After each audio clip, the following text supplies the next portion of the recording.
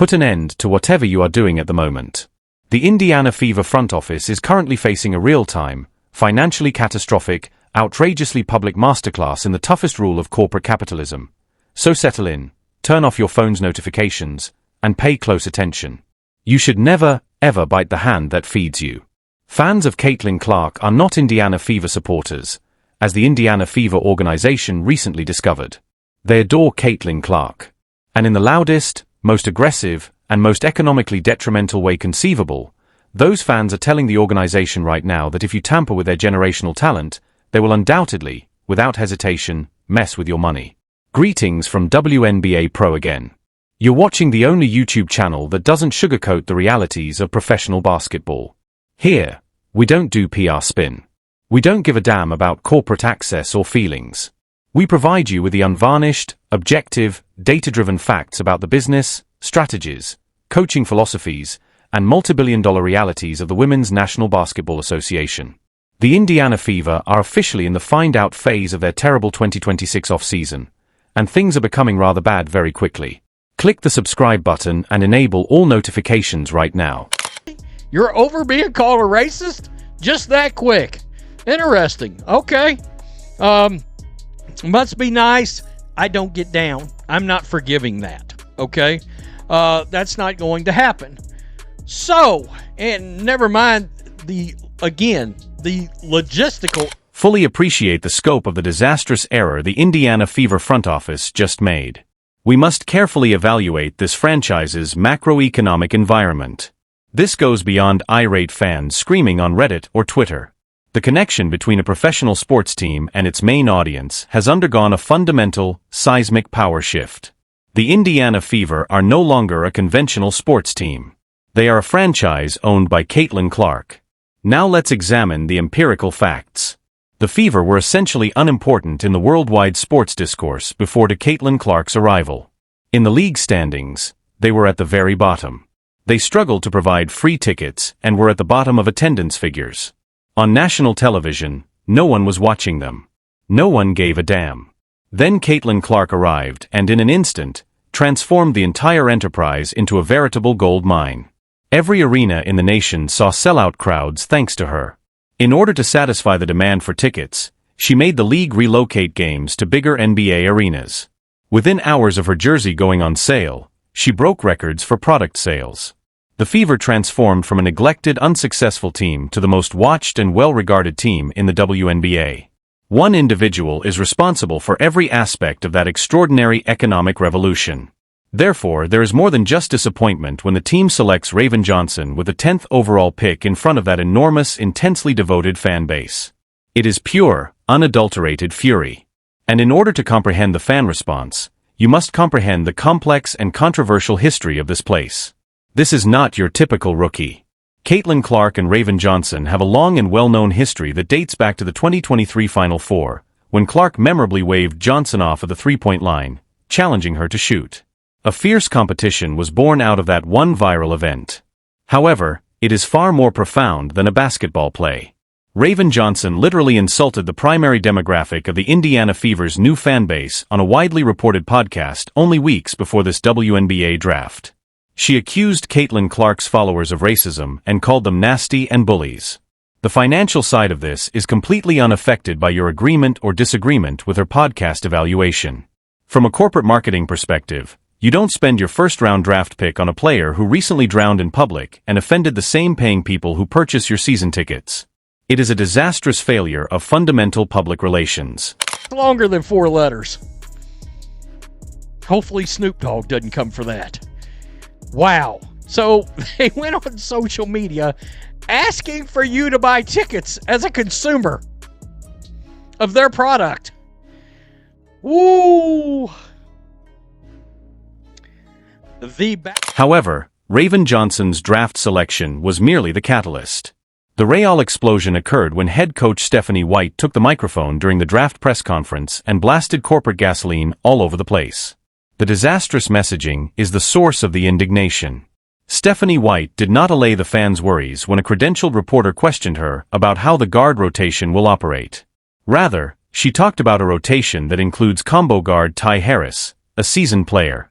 She went on to say clearly that Caitlin Clark is a player who can play both on and off the ball. She went on to describe youngster Raven Johnson as a real point guard who excels when she has the ball in her hands. White added, "This newly drafted guard depth gives the coaching staff the ability to allow shooting guard Kelsey Mitchell to rest, which only made the situation worse. I want you to stop watching this video and think carefully about what the head coach of a professional basketball team just said. The one thing that truly mattered was never once mentioned by her.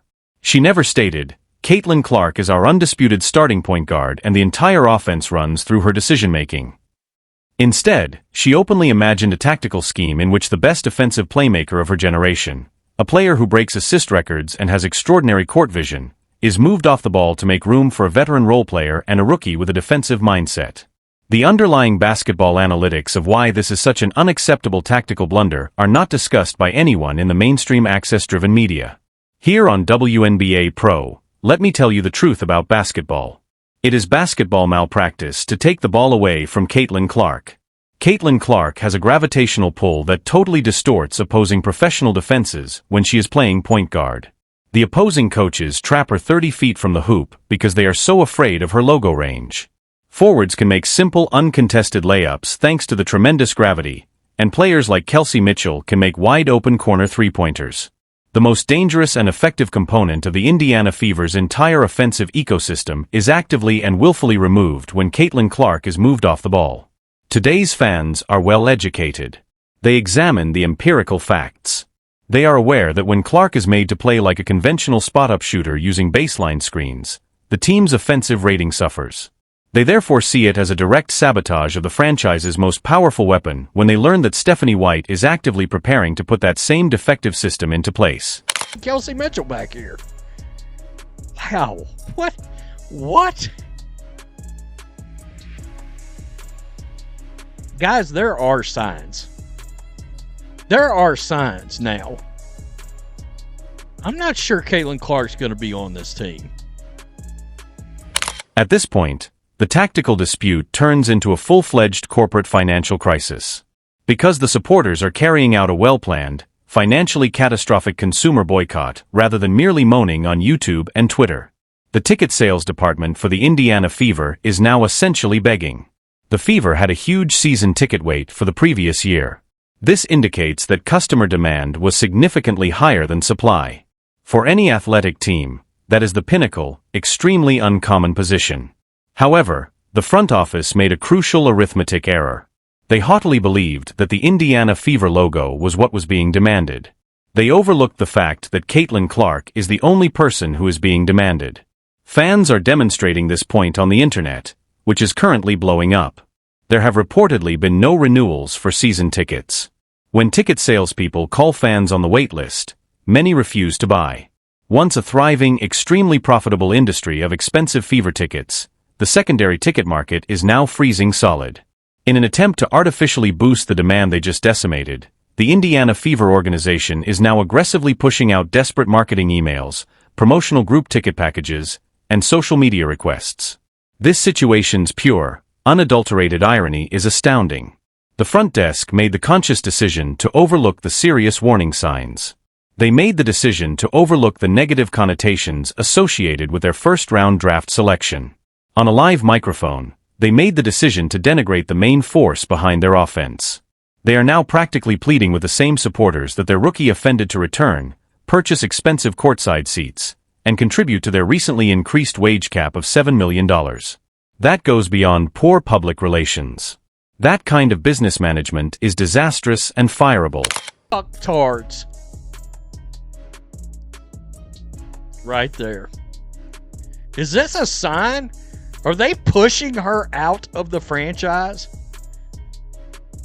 God, if you own this team, you better wake up. Clark should leave now. You've got the dumbest front office. The front office leadership's blatant conceit, particularly that of General Manager Amber Cox and President of Basketball Operations Kelly Kroskoff, must be discussed. Professional sports front offices have a deeply embedded, extremely toxic echo chamber. Executives frequently think they are more knowledgeable about basketball than the paying public, and they see fans as irrational, emotional consumers who will just follow orders and buy whatever is put on the floor. They believe they could choose a basketball team based solely on defense, disregard the enormous PR disaster that would follow, and expect the supporters to just cheer for the laundry. They have a basic misconception about the contemporary sports customer.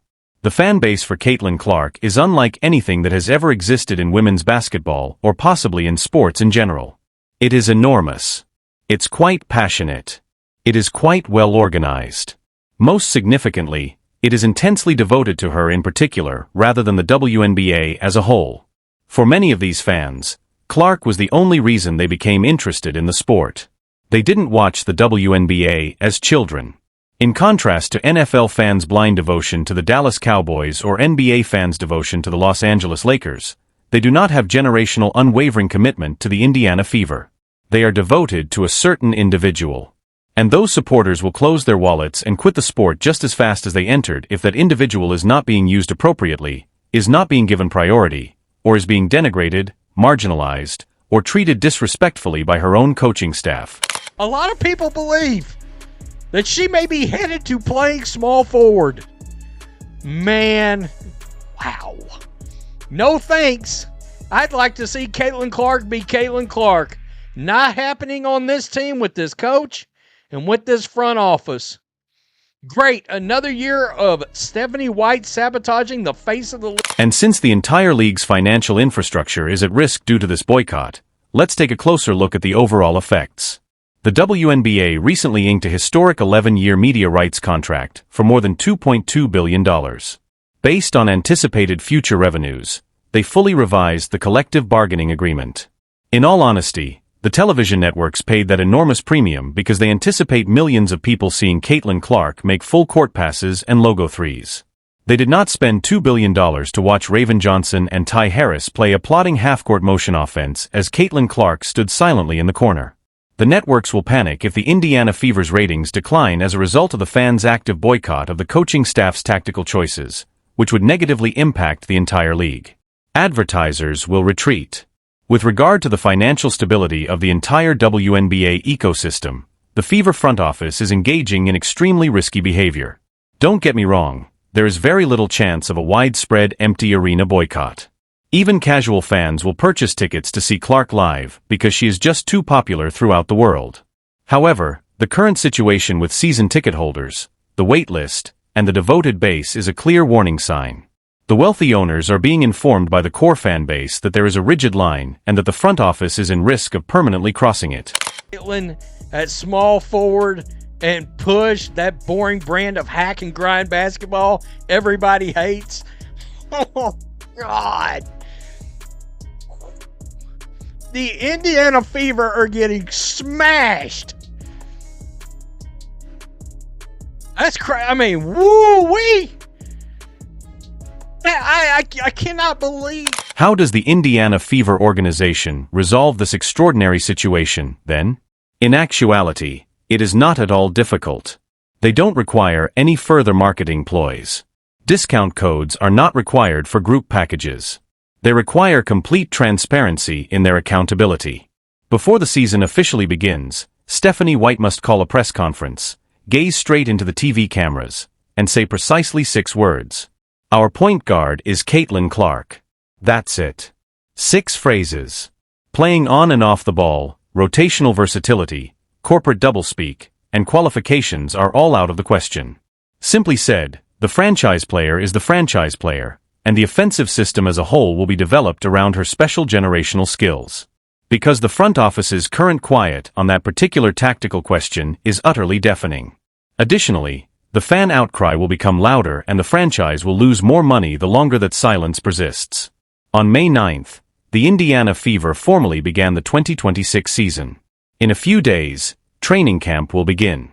This franchise needs to make a firm decision about what it truly wants to be somewhere between now and that initial tip-off. Does it want to be a consistent contender for the championship based on the most successful and dynamic offensive player in the sport's history? Or does it want to be an obstinate, overcoached democracy where roles are flexible, ball handling is shared, and the world's most popular player is excluded to make a point? The decision has already been made by the paying fans. Clark is their choice. Whether the Indiana Fever front office is astute and modest enough to select her is the multimillion-dollar question. To let you know exactly what happens next, WNBA Pro will be right here keeping a close eye on the box office figures, press conferences, and tactical changes. WNBA Pro is this.